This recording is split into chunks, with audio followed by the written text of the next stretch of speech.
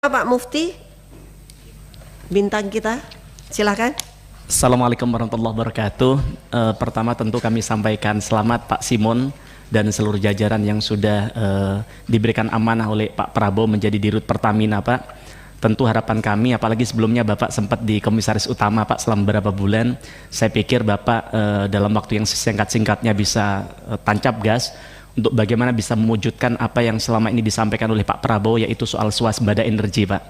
Apalagi soal itu bukan hanya disampaikan dalam negeri, tapi kemarin kalau kita baca di G20 di Brasil, beliau juga menyampaikan hal yang sama. Dalam 4 tahun menargetkan bahwa Indonesia bisa swasembada energi, Pak. Dan salah satunya di sini pertaruhannya adalah Pertamina, karena kita tahu 70% hulunya itu dikuasai oleh Pertamina, dan bahkan 99% di hilirnya persoalan BBM ini juga di Pertamina. Maka harapan kami Bapak bisa mewujudkan apa yang menjadi cita-cita dan harapan Pak Prabowo dan masyarakat Indonesia pada umumnya, Pak.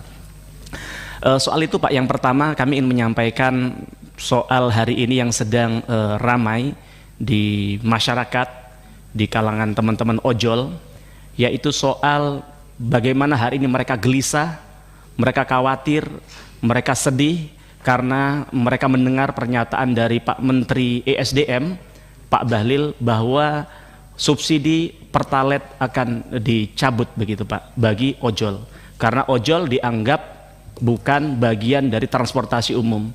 Walaupun kami jujur aja soal itu gagal paham, Pak, tidak masuk akal bagaimana kalau kita survei, bahkan hari ini misalnya ditanya masyarakat transportasi itu umum apa, transportasi umum itu apa, ya ojol, ya kan. Tapi saya tidak tahu itu definisi dari kamus mana yang katanya ojol bukan bagian dari transportasi umum gitu, Pak.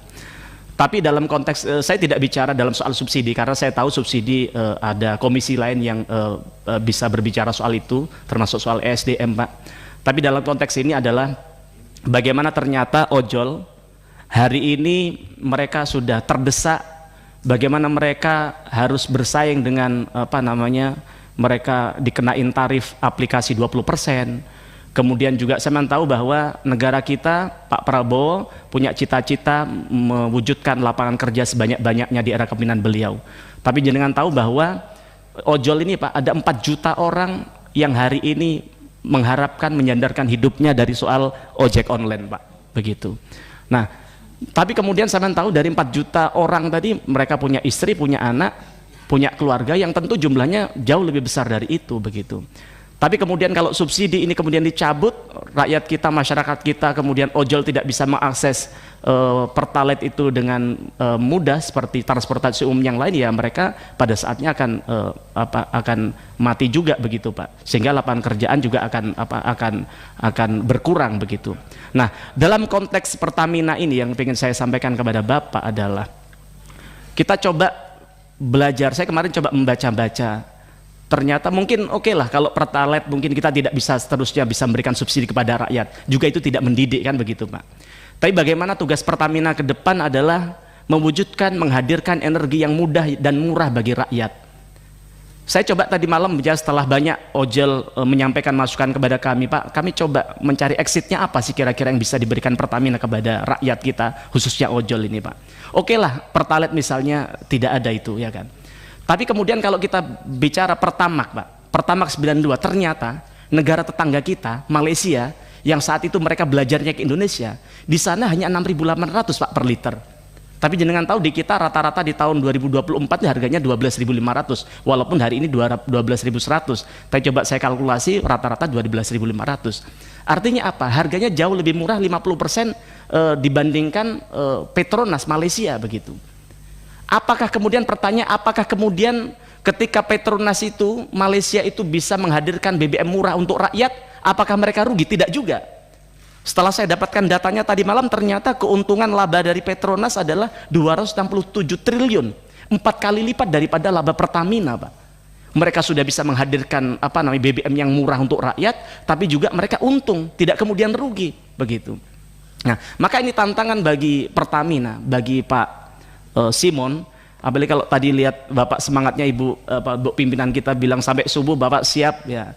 Betul, Bapak terverifikasi sebagai lulusan Taruna Nusantara, Pak. Nah, jadi harapan kami Bapak kami minta kepada Bapak Kira-kira mungkin tidak, kita tidak muluk-muluk Pak, kita tidak minta rakyat kita subsidi, rakyat kita bukan pengemis Pak, mereka kerja keras yang malam ojol ini Pak. Coba sekali-kali Bapak naik ojol Pak, Masya Allah Pak, mereka ini kadang untuk bayar SPP anaknya loh tidak bisa Pak, begitu. Maka kalau sampai kemudian subsidi ini dicabut oleh pemerintah, maka Pertamina harus hadir, bagaimana menghadirkan Pertamax bisa setidaknya, kami tidak muluk-muluk seperti Malaysia sudah, bisa nggak 8.000 kira-kira, setara dengan misalnya Pertalite deh misalnya, kan begitu. Nah caranya apa? Tentu perlu ada efisiensi, termasuk kemudian apa namanya hulu energi bisa dioptimalkan agar bisa kemudian bisa menciptakan ini yang lebih besar begitu Pak. Kemudian yang kedua, hari ini juga sedang banyak menjadi pembicaraan di masyarakat soal BBM kualitas Pertamax yang dimiliki oleh Pertamina itu buruk Pak. Kalau kemarin kemudian setelah ada viral yang kasus sepeda motor macet itu, setelah ada kasus sepeda motor macet itu, kemudian dari pihak Pertamina menyatakan setelah diuji oleh PIPB ternyata katanya itu bukan karena faktor Pertamax, tapi memang karena faktor motornya, mobilnya yang memang tidak fit begitu. Tapi harapan kami Pertamina, Pak Simon juga tidak bisa percaya begitu saja terhadap bawaan Bapak. Masa sih jutaan rakyat Indonesia kalau saya scroll di TikTok itu Pak, itu mengatakan hampir yang bahasanya sama, mereka salah satunya mereka bilang apa Pak, ketika saya ambil garis benang merahnya, ternyata hampir semua mengatakan bahwa kualitas Pertamax ini ketika orang isi Pertamax milik Pertamina ini Pak, motornya berbet Pak, yang kemudian lama-lama motornya macet dan rusak, dan ini bukan 1-2 orang Pak, ribuan. Saya tidak bisa hitung lagi berapa jumlahnya, Bapak bisa tim Bapak bisa hitung itu. Kalau perlu ditindaklanjuti, ditanya namanya siapa, alamatnya di mana, ininya apa ya kan. Jadi harapan kami agar kemudian kualitas Pertamina, integritas Pertamina bisa dijaga, agar apa yang sudah dilakukan oleh founding father kita yang bersusah payah menciptakan Pertamina ini, agar bagaimana bisa kepercayaan bisa tetap terjaga. Karena jenengan tahu seperti di dapil saja Pak. Kan mohon maaf, orang beli mobil tidak semudah Bapak beli mobil Pak, mereka harus kredit bertahun-tahun, sehingga ketika punya mobil mereka harus elus-elus bagaimana dia mengelus-elus istrinya di rumah, betul itu Pak. Nah sehingga ketika dia punya mobil, mereka memikirkan bagaimana ini bisa dapat BBM yang sehat dan baik untuk mobilnya. Dan jenengan tahu dapil saya Pasuruan Pak, tapi mereka jauh-jauh beli BBM ke Surabaya dan ke Malang untuk biar bisa beli di namanya BP Pak. Karena saya kenapa harus capek-capek ke BP?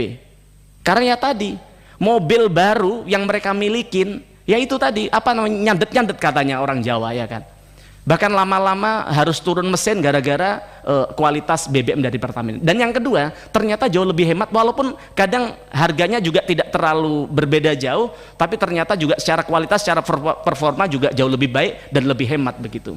Nah ini tentu kami minta kepada Pak Dirut, Pak Simon, di rapat berikutnya Bapak sudah menyampaikan kepada kami paparan soal ini sejujur-jujurnya, dan kami minta tindak lanjutin itu Pak, jangan didiamkan itu masyarakatnya di media sosial itu Pak. Maka harapan kami kalau memang Pertamina ini sudah tidak bisa menghadirkan BBM yang murah, tidak bisa menghadirkan BBM yang berkualitas, bubarkan saja sudah Pak, kasih Petronas sudah masuk ke bangsa kita untuk bagian menghadirkan BBM murah. Buat apa kita bicara soal kedaulatan energi, tapi kemudian rakyat kita harus dijerat dengan harga BBM yang mahal, harus ditipu dengan diberikan BBM yang tidak berkualitas. Kita harus bagaimana belajar dari BP AKR atau apa itu, dan kemudian sel yang jauh lebih berkualitas padahal tidak difasilitasi oleh bangsa kita, oleh negara kita untuk menghadirkan BBM di tengah-tengah masyarakat. Kemudian yang ketiga, tadi Pak Wadir tadi menyampaikan bahwa soal solar ini sekarang sudah 100% terdata dengan baik, bahkan pakai QR untuk bagaimana mereka orang yang mau ngisi solar. Panjenengan tahu Pak bahwa banyak hari ini di luar Jawa, bahkan di tempat kami di Jawa Timur, di kota besar Surabaya, Sidoarjo, ada mafia solar yang masih ongkang-ongkang kaki hidup lenggang menjalankan solar subsidi dijual dengan solar industri Pak. Itu banyak, dan saya yakin Bapak pasti dengar itu. Ya tidak perlu disebut di sini, tidak etis kan begitu Mas. Tapi kesimpulannya ya Bapak, ya kita mohon maaf, ini seperti bau kentut kan Pak ya kan. Baunya ada tapi dilihat tidak ada. Nah bahkan si urusan solar subsidi yang dijual ke solar industri tidak seperti bau kentut Pak, ini kelihatan orangnya siapa, baunya di mana ya kan, dan siapa yang memfasilitasi. Tapi saya tidak tahu kenapa Bapak tidak bisa bergerak. Bapak sudah punya data, jangan-jangan dari 100% data yang Bapak punya tadi sekian persennya fiktif yang kemudian dimanfaatkan oleh oknum-oknum tadi itu, Pak. Maka harapan kami Pak Simon, yang kami bersyukur kami lihat profil Bapak sangat luar biasa. Kami berharap banyak agar kita di Komisi 6 ini tidak hanya sekedar rapat, tidak hanya sekedar formalitas, tapi ada sesuatu yang kita lakukan untuk bangsa dan negara kita di tempat ini. Salah satunya soal ojol dan soal kualitas BBM tadi itu. Kemudian selanjutnya Pak, soal harga aftur. Kami mengapresiasi tadi Bapak sampaikan di salah satu anak usaha Bapak ada namanya Pelita Air, Pak. Kami jujur kami apresiasi ke Pelita Air. Pak Dirut tadi mana Pak Dirut Pelita Air? Nah, hebat ini Pak. Karena saya tidak kenal, saya baru tahu hari ini. Tapi kami kalau ke daerah sekarang nyari pesawat yang on time, yang ekonomis ya Pelita Air, Pak. Nah, tepat waktu juga kata Pak Andri. Saya nggak tahu ke Padang ada nggak Pak? Kayaknya belum ada. Oh ada sudah, ya. Oh sehari sekali ya. 3 kali sehari. Tapi maksud kami apa Pak? Ini kan mafia penerbangan kan tidak bisa diberantas begitu saja Pak. Kita bisa bicara saja soal Lion Air yang bikin tarif yang ugal-ugalan. Bapak tahu? Kemarin saat pertandingan Jepang Indonesia itu saya cek harga tiket masyarakat Jepang lagi berbondong-bondong Indonesia, paling mahal hanya 5 juta Pak dari Jepang ke Indonesia. Tapi di hari yang sama saya cek penerbangan dari Jakarta ke Labuan Bajo Pak 6 juta Pak. Jauh lebih mahal di dalam negeri kita daripada orang dari Jepang ke Indonesia. Maka bagian dari Bapak apalagi pernah dididik di Taruna Nusantara, ke Bapak merah putihnya harusnya lebih kental daripada rakyat-rakyat yang lain Pak. Maka harapan kami dalam rangka menyelamatkan bangsa kita agar kita tidak dijajah oleh mafia-mafia tadi, perbesar itu Pak namanya Pelita Air Pak. Karena pesawatnya sudah bagus, bersih, tepat waktu dan terjangkau. Kalau perlu bisa-bisa ya seperti yang target yang sudah dilakukan oleh Pertamina ini, salah satunya adalah membantu pemerintah untuk menurunkan harga tiket dengan menurunkan harga aftur. Tapi apakah dengan menurunkan harga aftur 10% tadi sudah cukup untuk rakyat kita? Tidak, ya kan? Karena hari ini juga harga tiket masih mahal. Maka solusi lain adalah bagaimana Bapak bisa mendorong agar orang, kalau zamannya di Inka Pak, semantau kereta api sampai hari ini, walaupun Pak Jonan sudah berapa puluh tahun lalu jadi dirut KAI, tapi orang kalau lihat KAI selalu ingat namanya Pak Jonan. Maka kami pengen ketika orang diingat namanya Pelita Air, dia ingat namanya Pak Simon Pak ke depan, gitu Pak ya. Kemudian selanjutnya Pak Dirut mungkin tahu soal kilang RDMP di Balikpapan yang bahkan sejak zamannya siapa namanya Pak Dirut Dwi Sucipto, kemudian Pak Manik, kemudian sampai Bu Dirut Nike, bahkan sampai beliau selesai juga tidak beres-beres Pak. Kami tanya kepada, dulu ketika saya 5 tahun yang lalu saya tanya ke Bu Nike tahun 2020, Bu kapan bisa nuntaskan RDMP ini? Beliau bilang setahun. Tapi hampir 4 tahun, hampir 5 tahun, hampir setelah saya selesai dari periode pertama di komisi ini juga itu tidak selesai. Kami tanya komitmen dari Pak Dirut Pak Simon Pak. Bapak ini kan pernah dididik dengan semi militer Pak. Saya yakin Bapak punya terobosan. Kami tanya kepada Bapak bulan apa, di tahun keberapa RDMP ini bisa selesai Pak. Karena kalau kita lihat Pak di pembukuan Pertamina, saya coba buka-buka tadi malam, bahwa konon di dokumen Pertamina jika mega proyek kilang Pertamina diselesaikan tepat waktu pada tahun 2025, maka kita bisa ekspor solar Euro 5 Pak. Dan kemudian produksi kilang Pertamina bisa mencapai 1,8 hingga 2 juta barel per hari. Nah tentu kalau itu bisa tercapai Pak, kita tidak perlu impor BBM lagi Pak. Itu aja dari kami, kurang lebihnya mohon maaf. Assalamualaikum warahmatullahi wabarakatuh.